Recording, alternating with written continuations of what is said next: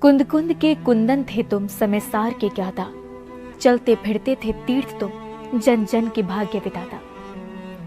जय श्री दर्शकों, मैं शेफाली जैन आप सभी का हार्दिक स्वागत करती हूँ जिनवाड़ी चैनल पर। दर्शकों, जैन धर्म एक ऐसा धर्म है जिसमें परमात्मा बनने के सदमार्ग पर चलकर मानव को अपनी जीवन पर्याय धन्य करने का सौभाग्य प्राप्त होता है।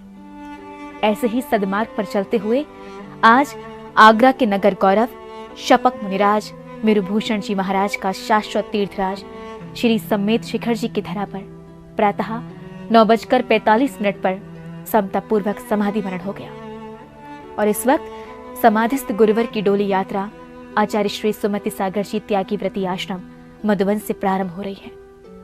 आपको अवगत करा दे कि पूज्य गुरुदेव मेरुभूषण जी महाराज विगत दिनों से शाश्वत तीर्थ श्री सम्मेत शिखर जी की पावन धरा पर अन्न, जल और पद का त्याग करके संलेखना की तपस्या में लीन थे। तो आइए दर्शकों, सम्मिलित होते हैं चलते फिरते तीर्थ कहे जाने वाले महान तपस्वी समाधिस्थ शपक मुनिराज मेरुभूषण जी महाराज की डोली यात्रा।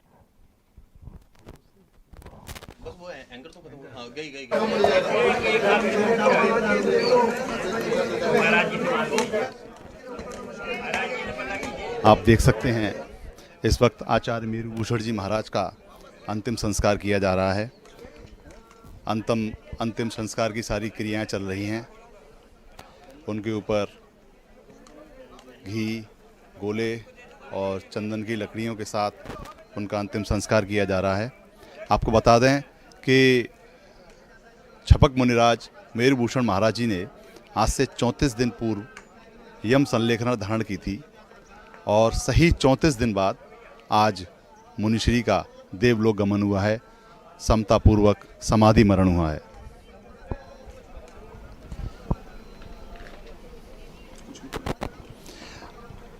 मुनिश्री, चूँकि अब तो मुनिश्री ही बोलेंगे क्योंकि उन्होंने आज अपना आचार्य पद सौंप दिया था। इनके बारे में बता दें कि आगरा की इस पावन भूमि पर न केवल 22वें तीर्थंकर नेमिनाथ का जन्म हुआ था बटेश्वर में, वहीं छपक मुनिराज मेरुभूषण महाराज जी का जन्म भी आगरा की इस पावन धरती पर हुआ था। आगरा के किरावली ग्राम में बसैया निवासी स्वर्गीय श्री बाबूलाल जी और स्वर्गीय श्रीमती रंबोबाई जी के यहाँ 21 अप्रैल 1941 को छपक मुनिराज का जन्म हुआ था और 8 वर्ष की अल्प आयु में ही उन्होंने यज्ञोपवीत संस्कार संपन्न कराए। मुनिश्री के बारे में बता दें कि बचपन से ही वह पूर्णतः त्यागी व्रती के रूप में ही उन्होंने अपना पूरा जीवन निकाल दिया और बचपन से ही रसों के त्यागी थे और प्रतिदिन देव दर्शन, नित्य पूजन, इन सभी धार्मिक क्रियाओं में वह संलग्न रहते थे। छपक मुनिराज ने LLB की डिग्री भी प्राप्त की, साथ ही सरकारी पद पर भी तैनात रहे हैं और उन्होंने सन 1976 में शराबबंदी आंदोलन एवं जन कल्याण हेतु कई आंदोलन भी चलाए। मुनिश्री आगरा में ही थे, पहले काफ़ी समय तक आगरा में रहे और उन्होंने आगरा में रहते हुए ही संलेखना की बात कही थी और फिर मुनिश्री आगरा से बिहार करते हुए सम्मेत शिखर सिद्ध क्षेत्र पहुंचे, जहां 20 तीर्थंकरों के साथ करोड़ों मुनिराजों ने इस पावन धरा से मोक्ष को प्राप्त किया है। यही भावना मन में लिए हुए मेरुभूषण जी महाराज सम्मेत शिखर पहुंचे और 13 फरवरी को मुनिश्री ने यम संलेखना धारण की, यानी कि सभी प्रकार के भोजन और सभी प्रकार के आहार का त्याग, यहाँ तक कि पानी तक का भी त्याग कर दिया और लगातार यम संलेखना की ओर बने रहे। और मुनिश्री की इस यम संलेखना को देखने के लिए, उनसे आशीर्वाद पाने के लिए, अंतिम दर्शन करने के लिए आगरा ही नहीं पूरे देश से तमाम लोग उनके दर्शन के लिए लालायित थे। यहाँ आपको बता दूं, जैन धर्म में कहा जाता है कि समतापूर्वक समाधि मरण होना सबसे उत्कृष्ट समाधि मानी जाती है। और जैन धर्म में ही नहीं, एक कवि हैं पीयूष मिश्रा, उन्होंने अपने एक गीत में लिखा भी है, मौत अंत है नहीं तो मौत से भी क्यों डरें। और यहाँ बिल्कुल ये पंक्ति मुनि महाराज के ऊपर बिल्कुल चरितार्थ हुई, क्योंकि लगातार 34 दिन तक अन्न जल कुछ भी नहीं लिया, सिर्फ और सिर्फ भगवान का नाम लिया। और उन मुनि महाराज को संबोधन करने के लिए वहाँ तमाम मुनि महाराज रहे। मुनि प्रमाण सागर महाराज भी उन्हें संबोधन करने पहुँचे और उन्हें बार बार संबोधित किया कि हे छपक मुनिराज, आप बहुत ही पुण्यशाली जीव हैं, पुण्यशाली हैं कि आज आपने यम संलेखना धारण की। और आप देख रहे हैं इस वक्त अंतिम संस्कार की सारी क्रियाएं इस वक्त चल रही हैं। मुनिश्री को चारों तरफ लकड़ियों से, घी से, गोले के नारियल से मुनिश्री को अंतिम संस्कार देने की क्रिया चल रही है मंत्रोच्चारण के साथ। साथ में महाराज श्री के संग में जिन्हें आचार्य की पदवी दी है, वह भी इस वक्त महाराज जी के साथ संलेखना में संलग्न हैं। आप देख सकते हैं तमाम लोग पहुंचे हैं इस वक्त मुनिश्री की, और तमाम लोग जुड़े हुए हैं इस वक्त हमारे साथ मुनिश्री की समाधि देख रहे हैं।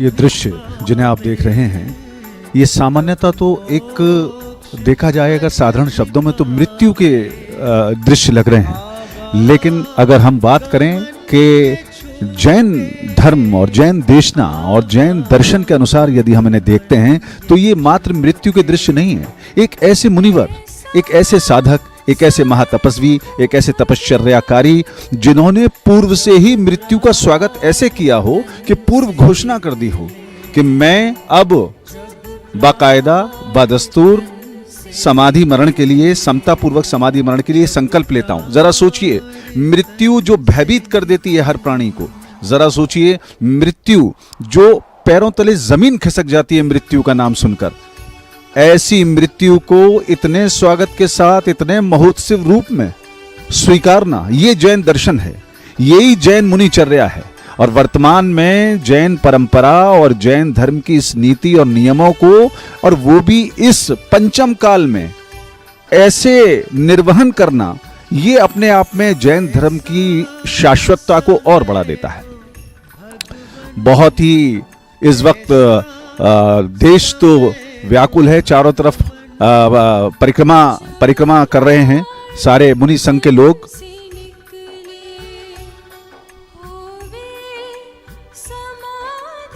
देख रहे हैं आप, ये दृश्य हम आपको पहुंचाने की कोशिश कर रहे हैं, हालांकि बीच में कई बार डिस्टरबेंस है, लेकिन हम कोशिश कर रहे हैं कि ये दृश्य आप तक अवश्य पहुंचे। बहुत लंबा, एक बड़ा इतिहास है छपक मुनिराज का। एक ऐसी साधना रही आपकी जिसमें कि साधारणतः कहा जाता है कि संत और मुनिराज जो होते हैं वो सिर्फ धर्म और धर्म में लीन, आत्मकल्याण में लीन रहते हैं, लोगों के लिए लीन रहते हैं। लेकिन यहाँ एक बात और है कि समाज के उत्थान के लिए भी गुरुवर ने बहुत बहुत प्रयास किए। कई बार मतलब कहना चाहिए कितने ही व्रत और कितने ही बार अन्न जल का त्याग करके अनशन किए, सरकार के समक्ष जैन धर्म की और जैन तीर्थों की बात रखी। और आज ये एक बहुत बड़ी क्षति है जैन धर्म की, जैन समाज की। ये एक पूर्णतः क्षति मैं कहूंगा जो आज है। एक बार पुनः मैं आपको बता देता हूं कि आगरा की पावन भूमि पर, जहां बटेश्वर 22वें तीर्थंकर नेमिनाथ की भूमि कही जाती है, वहीं पर ये परम पूज्य आचार्य श्री 108 मेरुभूषण जी महाराज, जो अब छपक मुनिराज हो गए थे और आज समाधि मरण में आप जिनके दृश्य देख रहे हैं, देखिए चारों ओर लोग यहाँ मौजूद हैं, संघ यहाँ मौजूद है, इंतजार है इस बात का। लेकिन एक इंतजार तो जैन धर्म को सदैव रहेगा, एक इंतजार तो जैन समाज को रहेगा, एक इंतजार तो मुनि संप्रदाय को सदैव रहेगा कि वो इंतजार जो एक खाली स्पेस, एक खाली जगह, एक खाली स्थान हो गया है मुनिवर के जाने पर, छपक मुनिराज के देह को छोड़ने पर। हालांकि मुनि और जो भी संत हैं वो देह छोड़ दें, उसके बावजूद भी वो यहीं इसी अस्तित्व में समाहित होते हैं, क्योंकि जैन दर्शन भी यही कहता है। आपको बता दें कि न केवल लौकिक शिक्षा, अलौकिक शिक्षा, लौकिक शिक्षा में भी आपने एलएलबी किया था, लेकिन आपको एक बात सुनकर ताज्जुब होगा कि एलएलबी करने के बाद गुरुवर ने प्रैक्टिस नहीं करी। तो गुरुवर से अगर सवाल किया गया कि आपने प्रैक्टिस क्यों नहीं करी, तो उनका कहना था कि एलएलबी करना तो मेरे घर की तरफ से कहा गया था कि करना है, लेकिन उसमें झूठ बोला जाएगा और अपने क्लाइंट को बचाने के लिए झूठे तर्क दिए जाएंगे। इस आधार पर उन्होंने एलएलबी की इतनी बड़ी पढ़ाई, सोचिए आप, 2 वर्ष 3 वर्ष का संपूर्ण यौवन, मतलब युवा अवस्था से 3 वर्ष के निकल जाने के बाद उसके जो फल तोड़ने का वक्त आता है, जो फल प्राप्ति का वक्त आता है, पैसे कमाने के रूप में, अर्थ संचयन के रूप में, उस संचयन को त्याग कर सोचिए कितना बड़ा, ये देखने में सुनने में बड़ी आसान बात लगती है, लेकिन एक शैक्षिक डिग्री, वो भी प्रोफेशनल डिग्री लेने के बाद कोई वकालत करने को इसलिए छोड़ दे कि उसमें झूठ बोला जाएगा। यहीं से प्रस्फुटित होता है उनका सत्य, यहीं से प्रदर्शित होता है उनके आत्मा की गहन निष्ठा का भाव। देख रहे हैं आप, सभी तरफ दृश्य वही हैं, हम कोशिश कर रहे हैं आपको सभी दृश्य आपको दिखाने की कोशिश आपको लगातार हम यहां से कर रहे हैं। बड़े बड़े कार्य किए लौकिक, उसमें भी उस वक्त उन लोगों ने, यहाँ पर सब लोग जो भी कोई भाव से समर्पित कर रहे हैं, कोई तथ्यों से समर्पित कर रहा है, कोई तत्वों को समर्पित कर रहा है, कोई अश्रुधारा समर्पित कर रहा है। हालांकि जैन धर्म में तो ये महोत्सव होता है, और वो भी ऐसे मुनिराज का जिन्होंने समाधि पूर्वक मरण के लिए पहले ही घोषणा कर दी। सोचिए जरा, पहले ही घोषणा, मतलब पूर्ण अवस्था में, ये भी नहीं था कि वो बहुत ही व्याधियों से, अतिरिक्त व्याधियों से गुजर रहे थे, हालांकि उनको कुछ बीमारियां थीं, लेकिन उसके बावजूद वो सामान्य स्वस्थता की स्थिति में ये निर्णय ले लेना कि नहीं भाई, अब मैंने मेरा संलेखना लेने का, यम संलेखना लेने का नियम है, सारे रसों का त्याग कर दिया, भोजन का त्याग कर दिया, यहाँ तक के बाद में सभी और गुरुवरों के मौजूदगी में उन्होंने जल का भी त्याग कर दिया। और आज वो दिन आया है कि देखिए, बड़े ये दृश्य, साधारणतः मैं बार बार आपसे कह रहा हूं कि दृश्य देखने में सिर्फ मृत्यु की प्रक्रिया, जिसको हम कहते हैं कि दाह संस्कार की प्रक्रिया के दृश्य लगेंगे देखने में, लेकिन ये दाह संस्कार किस रास्ते से होकर आया है, किस प्रक्रिया से गुजरा है। ये सामान्य व्यक्ति का दाह संस्कार नहीं है, ये उन मुनिवर का दाह संस्कार है जिन्होंने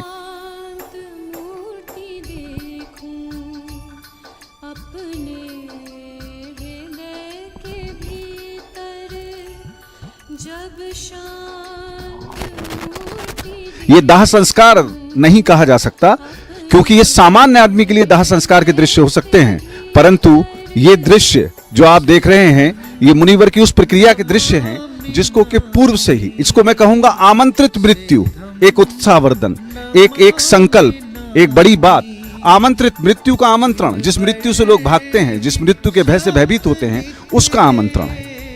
प्रक्रिया, सारे दृश्य आप तक पहुंच रहे हैं, हम आपको दिखा रहे हैं।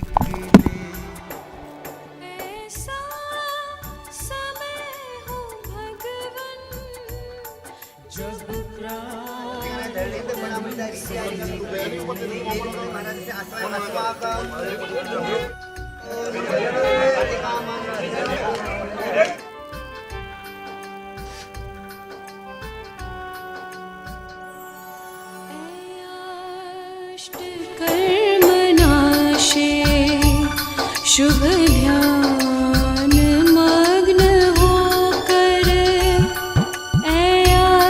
अष्ट कर्म नाशे, शुभ ध्यान मग्न होकर पद भी पावे, तब मोक्ष पद भी पावे। आवागमन ये छूटे, आवागमन ये छूटे। ऐसा समय हो भगवन, जब प्राण तन से निकले, जब प्राण तन से निकले, जब प्राण तन से निकले।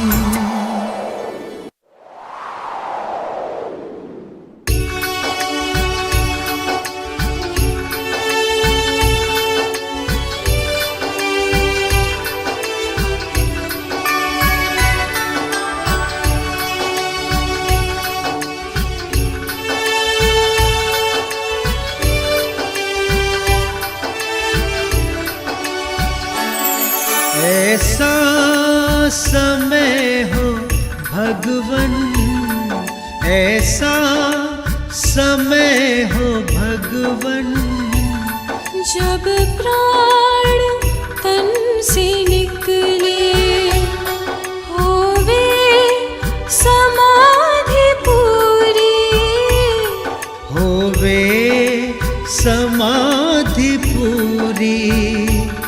जब प्राण तन से निकले, जब प्राण तन से निकले, ऐसा समय हो भगवन।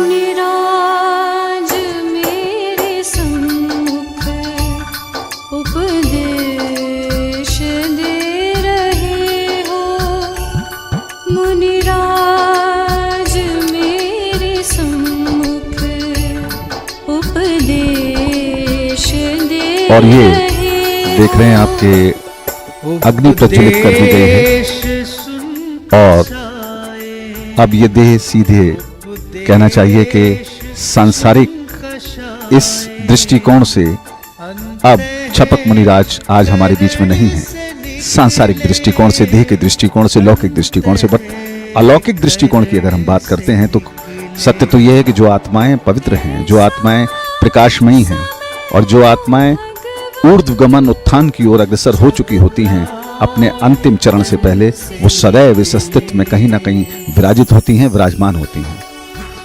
ये दृश्य हम आप तक सीधे दिखा रहे हैं जनवाणी चैनल पर, जो दृश्य आप अभी देख रहे हैं। हालांकि बीच में थोड़ा सा कहीं कहीं डिस्टर्बेंस आपको महसूस हो रहा होगा, लेकिन वहाँ की टेक्निकल व्यवस्थाओं की जो भी उपलब्धता है उसके बावजूद हम आपको ये दृश्य पहुंचाने का प्रयास कर रहे हैं।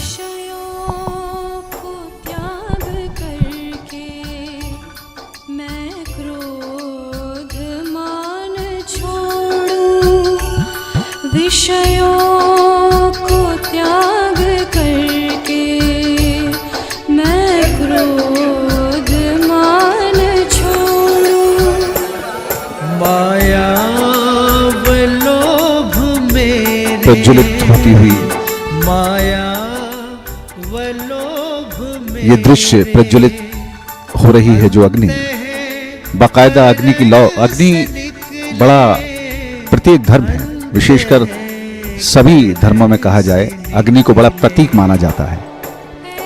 अग्नि प्रतीक है इस बात का कि किसी भी शुभ कार्य हो या किसी का देह विसर्जन हो या कहीं कोई भी नव सूत्र में बंध रहा हो, अग्नि को बहुत महत्वपूर्ण किया गया है।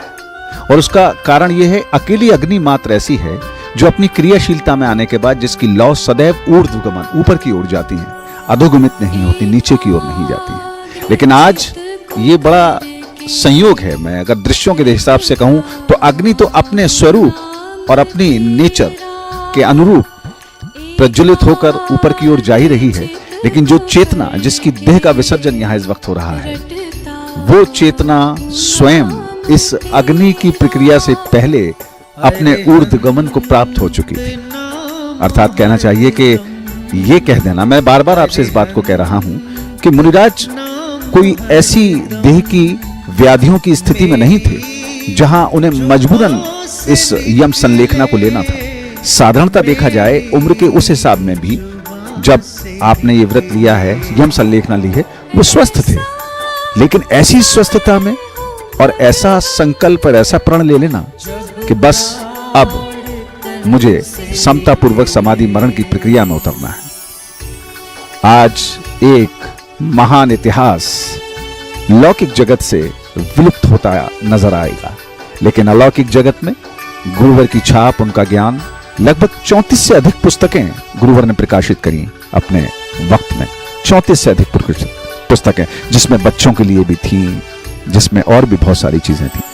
जब शांत मूर्ति देखूं अपने हृदय के भीतर, जब शांत मूर्ति देखूं अपने हृदय के भीतर, सिद्धं नमामि नामी, सिद्धं नमामि नामी, जिनवर ही शब्द निकले, जिनवर ही शब्द निकले। ऐसा समय हो भगवन जब प्राण तन से निकले। एक बार पुनः आपको बता दूं कि दृश्य जो आप देख रहे हैं, 19 साल तक ब्रह्मचारी रहने के बाद जगदीश जैन जी ने घर त्याग दिया था। जगदीश जैन नाम था आपका लौकिक जगत का, छपक मुनिराज मेरुभूषण जी का। 28 अप्रैल 2002 में बागपत के बड़ा गांव स्थित त्रिलोक तीर्थ धाम में श्री मेरू मंदिर पंचकल्याण के अवसर पर परम पूजाचार्य श्री 108 विद्याभूषण सन्मति सागर जी महाराज से मुनि पद की दीक्षा प्राप्त करी आपने, और तब मेरुभूषण जी महाराज कहलाए। एक और तथ्य जहां तक हमें याद है, 2004 में कर्नाटक के हुबली की महावीर गली में चातुर्मास जब हुआ था श्रवण बेलगोला में, हुबली में, कर्नाटक में, तो जैन समाज ने 10 दिसंबर 10 दिसंबर को अनेकों मुनियों के पावन सानिध्य और भट्टारक स्वस्ति श्री चारू कीर्ति जी के निर्देशन में आपको आचार्य पद से अलंकृत किया था। वही आचार्य पद जिसको के छपक मुनिराज के रूप में लेकर उन्होंने सारे संस्कार अपने संग के और साधुओं को दे दिए थे।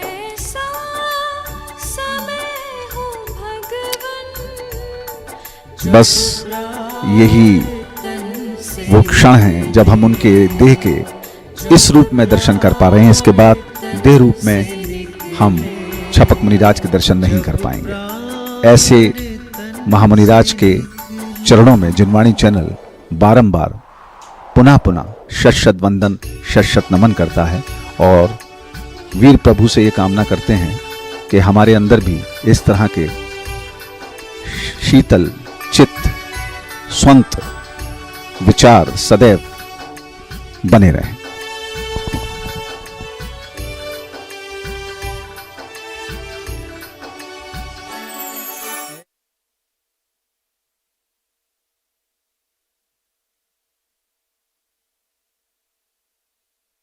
दर्शकों, भी आप देख रहे थे उन शपक मुनिराज मेरुभूषण जी महाराज की डोली यात्रा के पावन दृश्य, जिन्होंने अपने वर्तमान के अंत को भी जीवन भर वैराग्य मार्ग पर चलते हुए श्रमण परंपरा के अनुसार समता पूर्वक समाधि मरण के रूप में सार्थक कर दिया।